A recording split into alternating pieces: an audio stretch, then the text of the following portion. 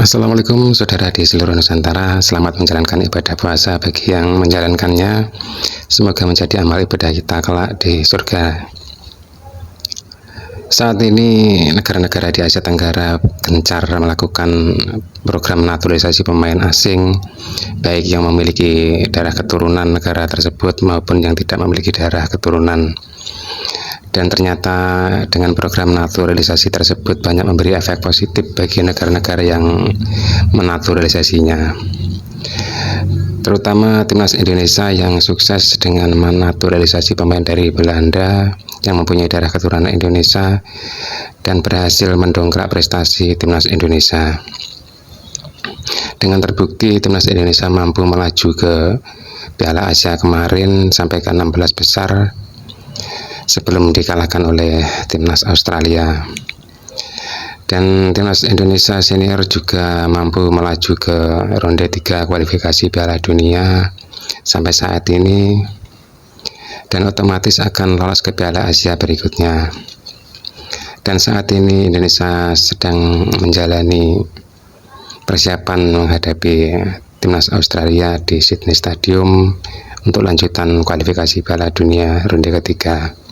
Dan kita doakan semoga timnas Indonesia bisa meraih hasil yang positif di pertandingan nanti ya. Dan timnas Indonesia juga yang usia ke-23 cukup sukses di Piala Asia kemarin, bisa melaju sampai ke perempat final sebelum dikalahkan oleh Uzbekistan. Dan timnas Indonesia U23 juga hampir lolos ke Olimpiade Paris sebelum dikalahkan oleh timnas Twinny.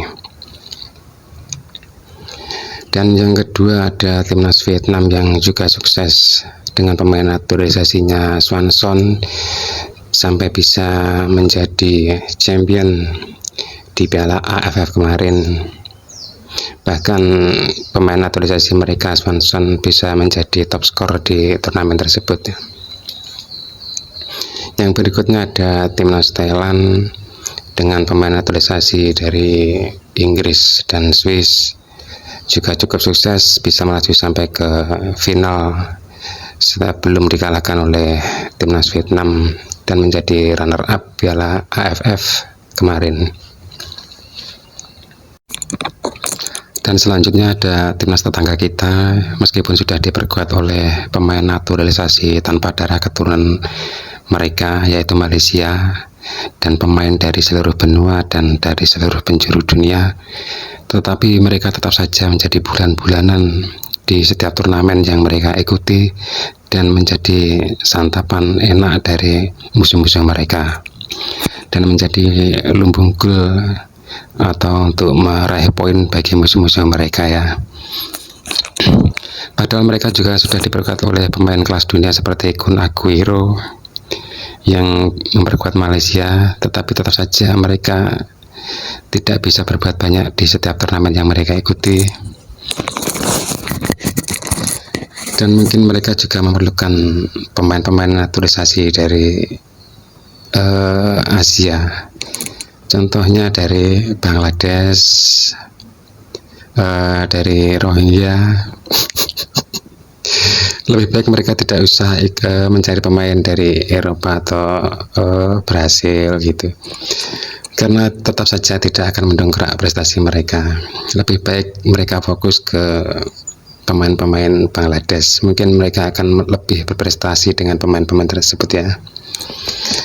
Bangladesh, India, mungkin mereka justru akan lebih baik dengan pemain tersebut dibandingkan dengan menaturalisasi pemain dari Eropa atau Brasil. Dan inilah pencapaian mereka di turnamen terakhir yang mereka ikuti ya. Indonesia bisa menjadi juara SEA Games mereka sampai fase grup saja, dan timnas Indonesia U23 bisa sampai 4 besar, mereka cukup di fase grup. Dan timnas senior Indonesia bisa 16 besar, mereka juga cuma fase grup. Dan yang terakhir timnas senior Indonesia bisa lolos ke ronde 3 kualifikasi Piala Dunia, mereka cukup sampai ronde kedua. Dan saat ini mereka sedang mempersiapkan diri untuk menghadapi Nepal ya. Dan saat ini mereka juga diberi banyak keuntungan karena Nepal kabarnya tidak mempunyai stadion yang layak untuk bertanding di kualifikasi Piala Asia, sehingga dialihkan ke Malaysia. Entah itu memang stadion Nepal yang tidak layak atau ada permainan-permainan dari AFC, kita tidak tahu, karena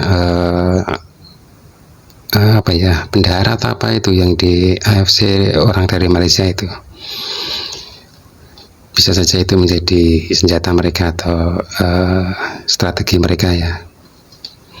Dan sekian dulu video dari saya, semoga timnas Indonesia akan meraih hal yang positif ya di kualifikasi Piala Dunia 2023 menghadapi Australia nanti. Assalamualaikum warahmatullahi wabarakatuh.